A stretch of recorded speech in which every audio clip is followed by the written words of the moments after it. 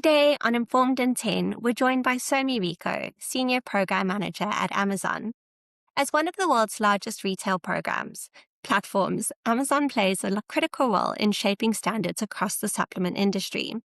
With increasing focus on product quality, transparency, and consumer safety, the bar for brands continues to rise.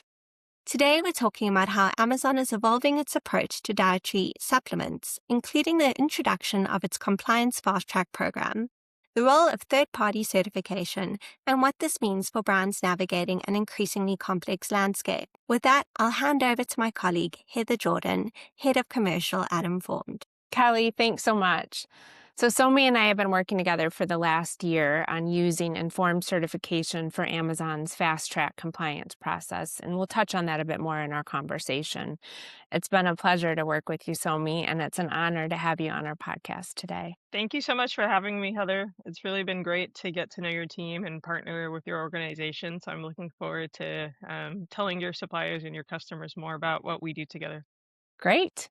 Well, I'll kick off. As Kelly mentioned, Amazon really operates at an enormous scale. I found largest source of supplement sales in the U.S., accounting for 70 to 80% of total U.S. online supplements sold and 20% of supplements sold in the U.S. when you include brick and mortar. That's massive scale. With that wide range of supplement products and suppliers, what are the biggest challenges you face in maintaining consistent quality and compliance across the platform? Sure. I would say that completely accurate. I think Amazon, as an employee, as a consumer myself, oftentimes the size and scale is clear, and it's a great benefit to consumers because there's so much selection. But in terms of running the organization and the operation to make sure that quality, compliance, safety does not fall by the wayside, we of course have to take a very nuanced approach. I think we have to be mindful and intentional about everything we do. And so I would say maybe that is one challenge of having such a large scale. But on the opposite side of the coin, a huge benefit of having such a large scale as well is there are a lot of people just like me at Amazon on teams similar to mine who are focused and have expertise in their specific areas, all for the purposes of things like quality and compliance. And so, for example, when it comes to quality, we have our brand registry program, which is a program that is entirely focused on making sure we can alleviate any sort of counterfeit products or intellectual property infringement on the store. And so for brand owners, that enables them to ensure that their product is going to be of the highest quality whenever it's going up for sale in the store.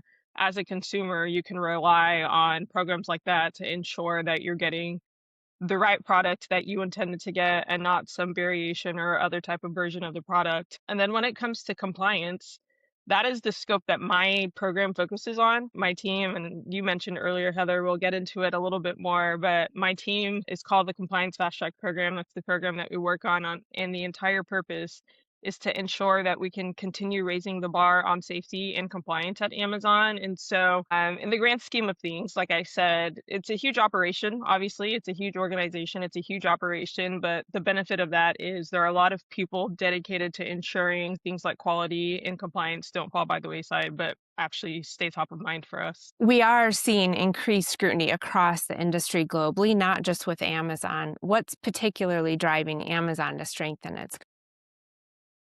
I think that has always been the focus for Amazon in terms of having a strong compliance approach. It's not something that's new. So our goal is to raise the bar from a compliance and safety standpoint as well, which means that we continue to expand the scope of the policies that we have, of the requirements that we may have for certain types of products to be sold on the store. And so that's exactly what we've seen in the space of dietary supplements, for example, in terms of really tightening up our policies even more than they were before and really raising the scope of what those policies cover or being more specific in the ways that we enable sellers to fulfill those policies. And so another way that we've been doing that of late is partnering with experts in the industry. We do things well, but we don't know it all.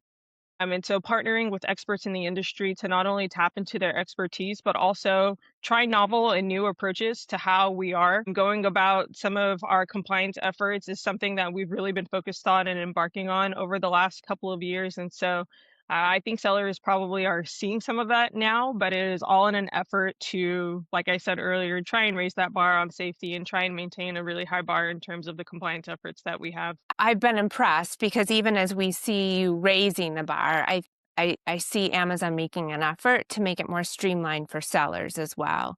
You've introduced recently the Compliance Fast Track program, particularly for dietary supplements. Can you tell us a little bit more about that, what it's designed to solve, and how it changes the experience for brands? So, Compliance Fast Track is a program that we started in early 2024. And the entire purpose of the program is how can we, again, continue to raise the bar on safety, but also alleviate the burden for our brands and our sellers when it comes to meeting those high compliance requirements. And so, at its core, CFT is focused on partnering with industry organizations, labs, TICs, certifying bodies, renowned groups in the industry that we can work with and partner with, like I said, tap into their expertise. Ultimately, all with the goal of how can we work with these groups to get compliance confirmation and validation directly so that sellers are not the ones who have to provide that information. When we're taking this approach, meaning through Compliance Fast Track, it's not only a faster pathway for sellers whenever we're able to get the information by partnering with these organizations, but it's also better for us because we're getting ground truth information. It's not like we're needing to kind of dilute where we're getting the information, or there are a multitude of sellers who are having to provide that information. We're going directly to the source by going straight to the labs and the certifiers. And so it really is, like I said, a win-win scenario where we're able to get the information we need, but also alleviate the burden for sellers. You mentioned in that independent certification being a bigger part of that approach. What role does that play in helping Amazon verify products more effectively? Sure. So when you think about certification programs or certifying bodies, usually that certification is not something that lives in a vacuum. It's not just like a one time test that's being done at a point in time to confirm compliance. Usually it is more robust. It includes checks and periodic audits and different components that go above and beyond just basic safety requirements. And that is exactly what we're trying to tap into with some of the programs that we have, especially Compliance Fast Track. Like I mentioned earlier, Amazon already has a high bar for safety. We're always trying to raise the bar on safety. But whenever we're able to partner with certifying bodies who are already leaders in the industry and have that expertise, we're then able to get signals for compliance that are even oftentimes going above and beyond our standard requirements. And so by relying on that, it again, I think the goal is how can we have a win-win-win scenario? And this is exactly that. By relying on that signal from a certification, it is a way for us to go above and beyond even our own basic requirements, and use that signal that's coming directly from the certifying body. So it is providing us a stronger signal in a way that is less cumbersome for our sellers. So you've mentioned in your responses getting information directly from third parties, from certifiers. Historically, compliance has relied on the seller submitting information. How is Amazon shifting to more of that direct validation? And for those who don't know, maybe a little explanation of what it means to start and then why that matters.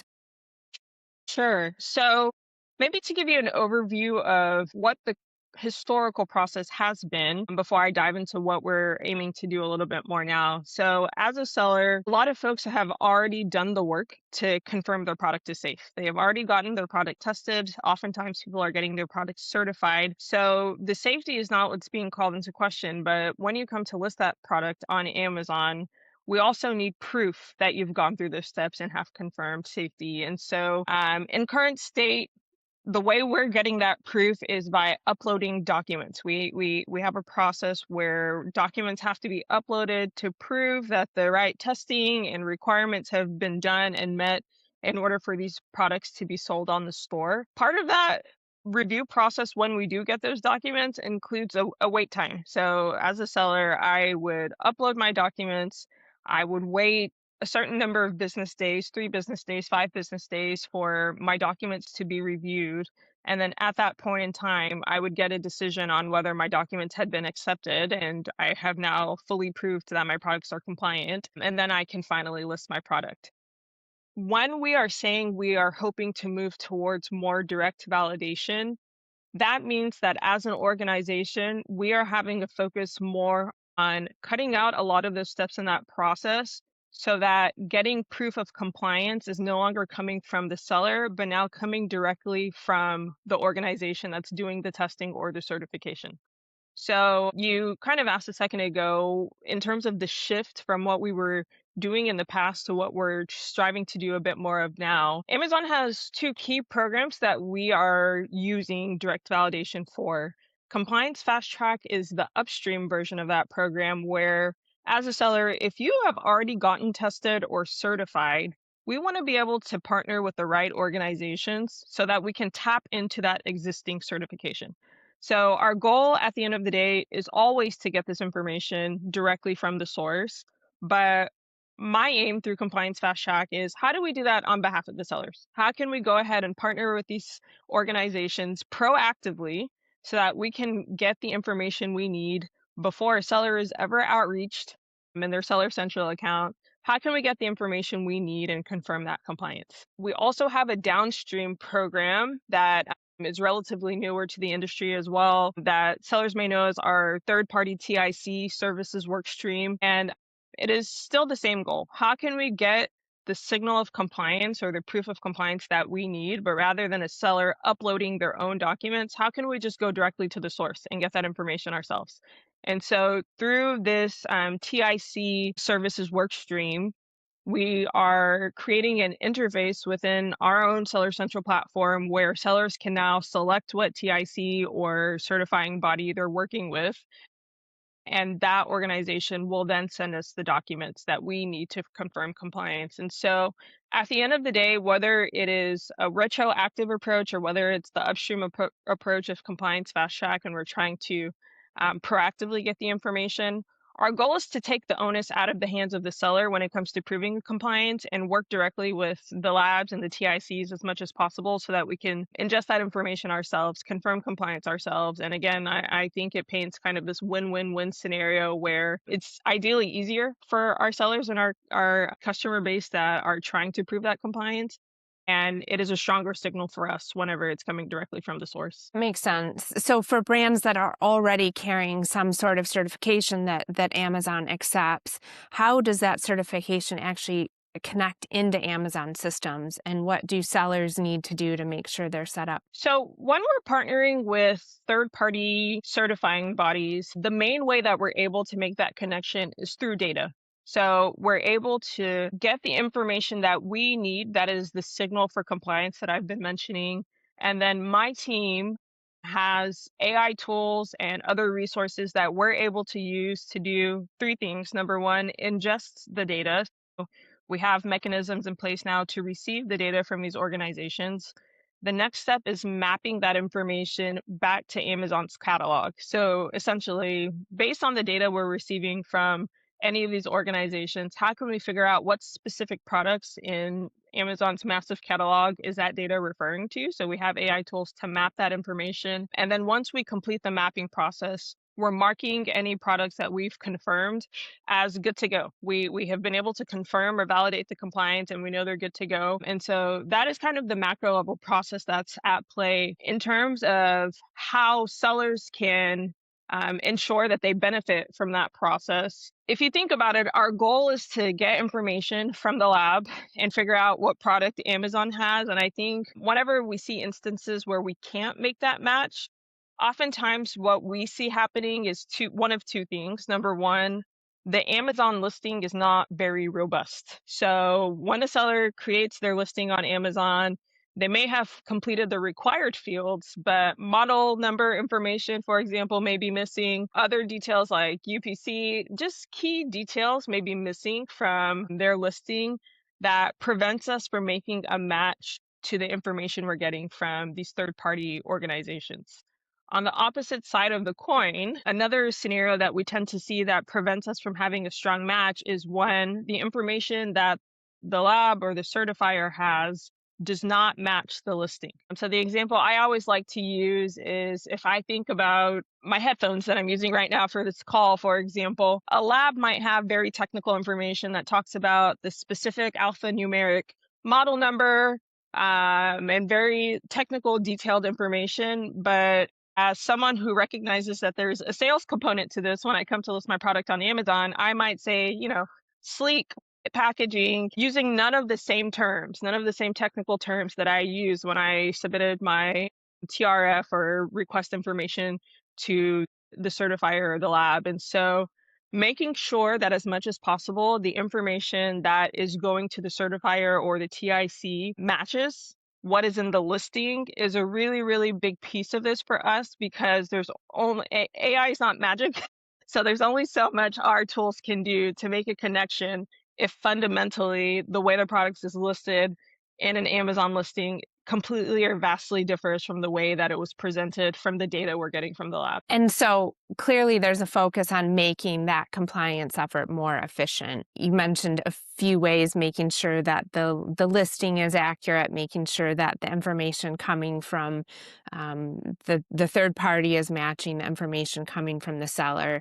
How do you improve sort of the speed and ease of all of that for brands without compromising on the rigor? I would say overarchingly, that's the entire goal. It's even the name of the program, right?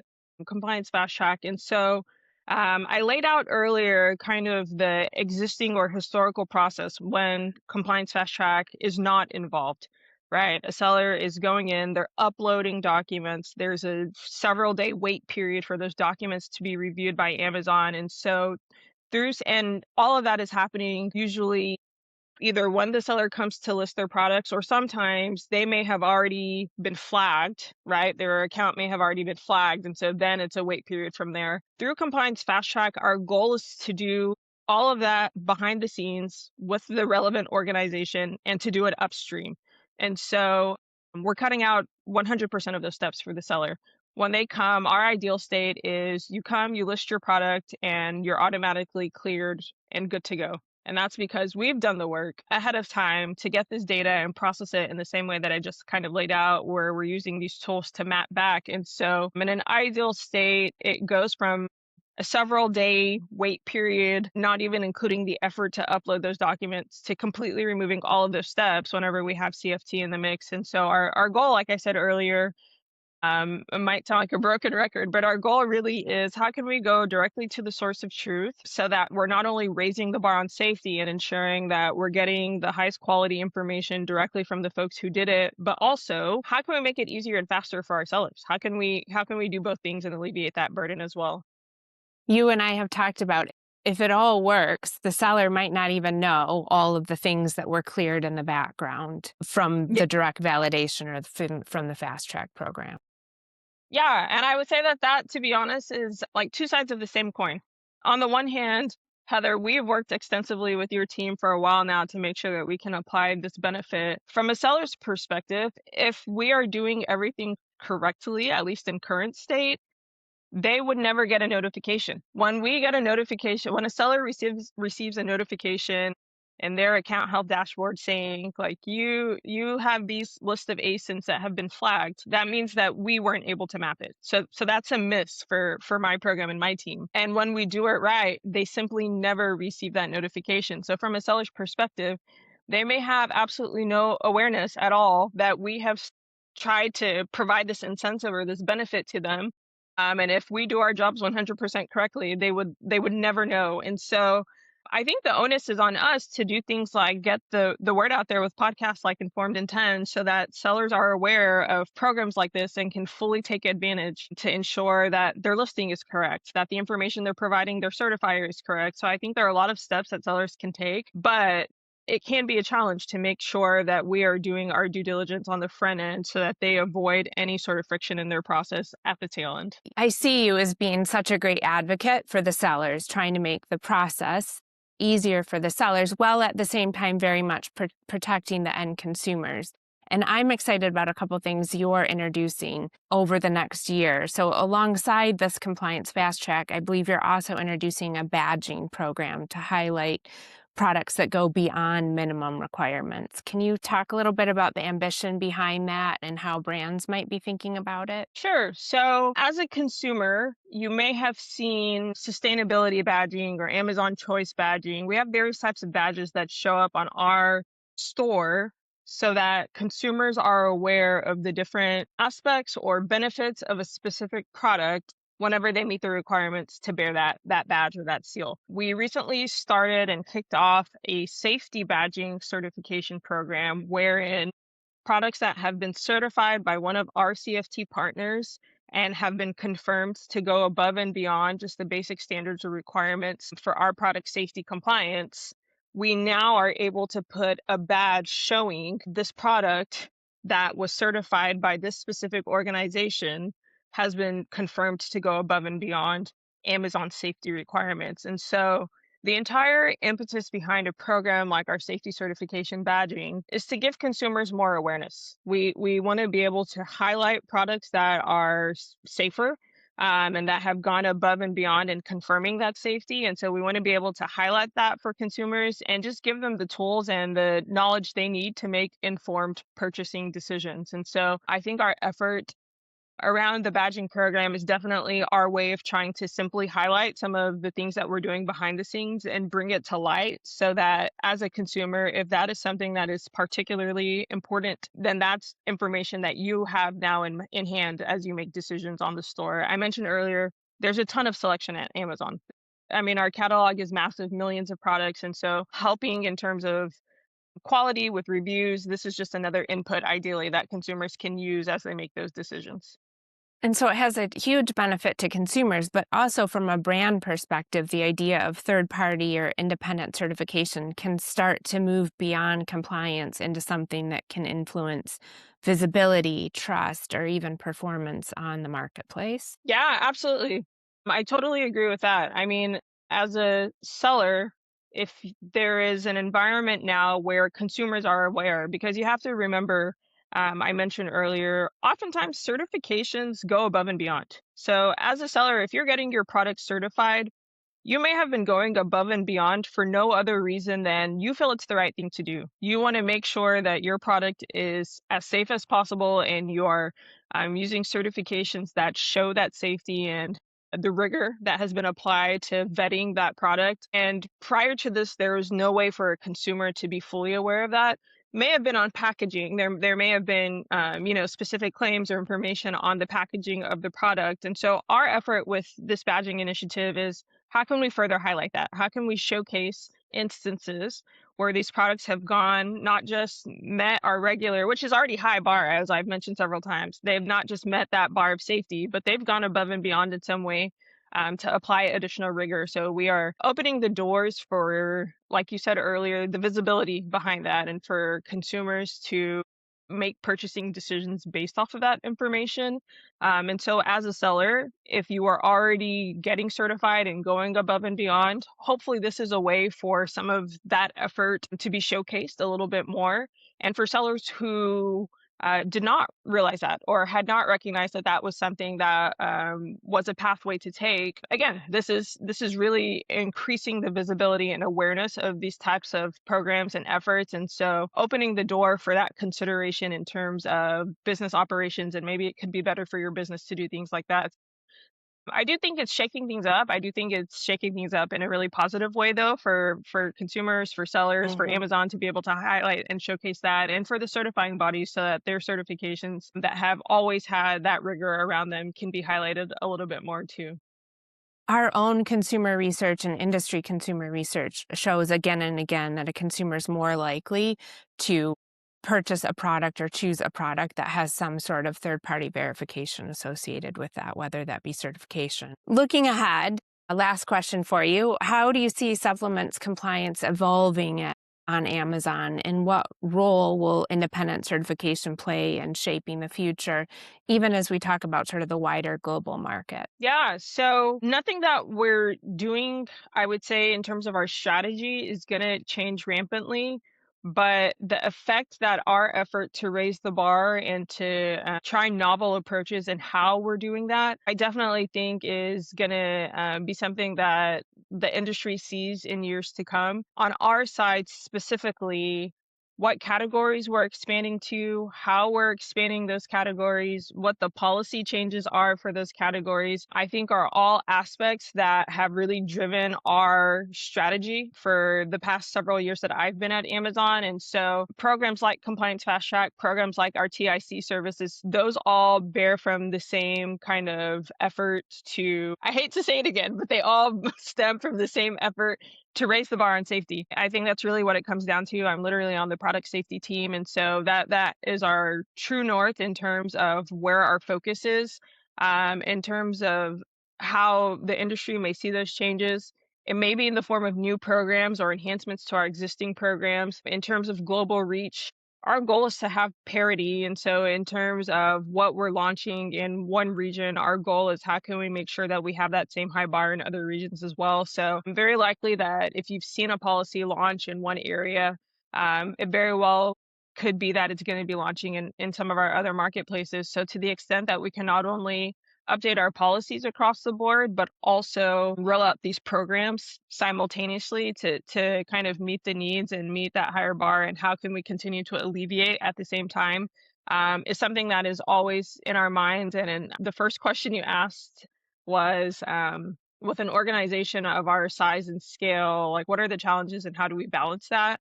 And I think the nuance and the intention that I mentioned earlier and the various programs that we try and roll out would play in the scenario exactly. I think continuing to have that same nuance and intention as we increase our policies, but also increase the programs that we use to try and make sure that we don't negate quality in that effort, that we don't kind of overlook the seller experience in that effort, the customer experience. It is all kind of trying to strike the right balance around those things. And so it's something that we'll definitely continue to see as we move forward. We'll look forward to continuing to work with you on that. This has been super informative, Somie. Thank you so much. Thank you, Heather. Thank you again for having me. Pleasure. Thank you for joining us for this month's episode of Informed in 10. If you want to take a deeper dive into any of the Informed certification programs or today's guest, please visit the Informed website at WeTestYouTrust.com. As always, make sure to subscribe to Informed in 10 on Apple Podcasts, Spotify, and YouTube so you don't miss our next episode. Thanks for listening, and catch you next time.